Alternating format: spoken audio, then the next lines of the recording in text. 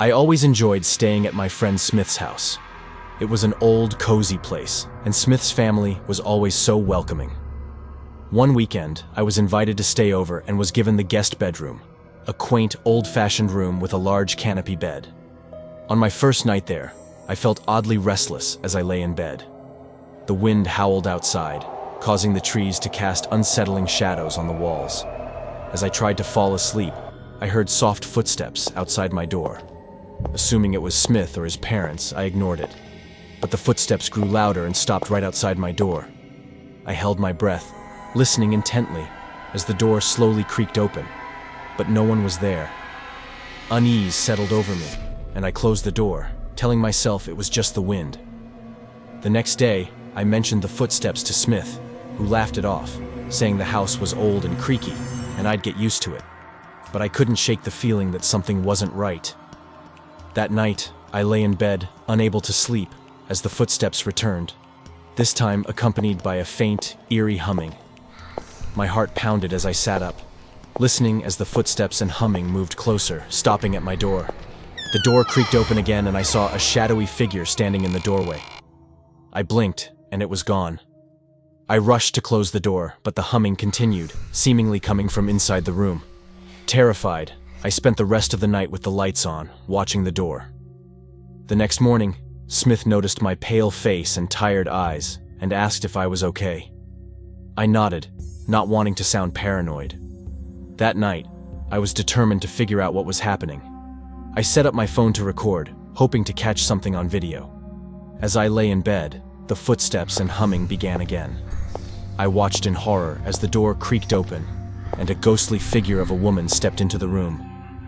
She was dressed in old-fashioned clothes, her face pale, and her eyes hollow. She moved towards the bed, her humming filling the room. I was frozen in fear as she reached out, her cold hand brushing my cheek. She whispered, "Help me," before vanishing into thin air. I bolted out of the room, waking Smith and his parents. They watched the recording in disbelief. The figure was clear as day, and the haunting message sent chills down our spines. Smith's parents then revealed that the guest bedroom had always been strange. A previous owner, a woman, had died under mysterious circumstances, and her spirit was said to haunt the room. They called a medium who performed a ritual to cleanse the house. The medium confirmed that the woman's spirit was trapped, seeking help, and after the cleansing, the house felt lighter, and the haunting ceased. I never stayed in that room again. The experience left me with a deep fear of old houses, and the memory of that ghostly encounter stays with me to this day, a chilling reminder of the presence I encountered in the guest bedroom.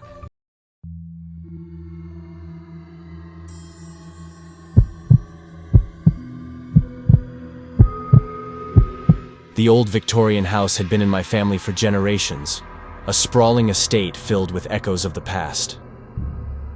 When I decided to visit my grandmother, I was given the guest bedroom, a room that had always given me chills. My grandmother assured me it was just an old house with creaky floors, but I couldn't shake the feeling that something was off. On my first night, as I lay in bed with the moonlight casting eerie shadows on the walls, I heard a faint whisper. I thought it was just the wind, but as I tried to sleep, the whispers grew louder, as if someone was murmuring indistinct words right next to me. I sat up, scanning the room, but saw nothing. The whispers suddenly stopped, leaving an unsettling silence. The next day, I asked my grandmother about the room. Her face went pale, and she hesitated before telling me that the room once belonged to my great-aunt, who had died there under mysterious circumstances. Some said she had been driven mad by voices that only she could hear. My unease deepened, but I dismissed it as old family legends. That night, the whispers returned, more insistent than before. I could almost make out words, but they remained just beyond comprehension. Suddenly, the room grew icy cold, and the shadows seemed to shift. I felt a presence behind me, cold breath on my neck. Heart pounding, I turned quickly, but saw nothing. The following day, I decided to investigate. I found an old diary hidden in the back of the wardrobe. It belonged to my great-aunt and was filled with frantic scribbles about voices and shadows. The last entry was a chilling plea for help, claiming the house was haunted by a malevolent spirit. I confronted my grandmother, who reluctantly revealed the truth. The house had a dark history, and many believed the guest bedroom was cursed. Determined to get to the bottom of it, I stayed up that night to face whatever was haunting the room. As midnight approached, the whispers began again, louder and more frantic. The temperature dropped, and I saw a shadowy figure in the corner of the room. It moved closer, the whispers growing to a deafening roar. I felt a hand grip my shoulder and screamed, spinning around to see my great-aunt's ghostly face, twisted in agony. The spirit whispered, "Help me," before vanishing. I fled the room, my heart racing. The next morning, I found my grandmother waiting, looking resigned. "The house needs to be cleansed," she said. We brought in a priest, and after a tense exorcism, the house was quiet. But I would never forget the terror I felt in the guest bedroom, and swore never to set foot in that room again. The whispers were gone, but the memory of that ghostly encounter would haunt me forever.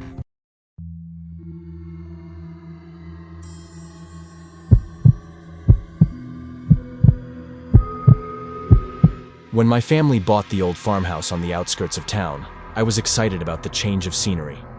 The house had so much charm and character, but I couldn't shake the feeling that the guest bedroom had an unsettling aura. My parents dismissed it as my imagination, but I was sure something was wrong. On my first night, I heard strange noises coming from the guest bedroom next to mine. Soft whispers and creaking floorboards that made me uneasy. I tried to ignore them, but the sounds grew louder and kept me awake.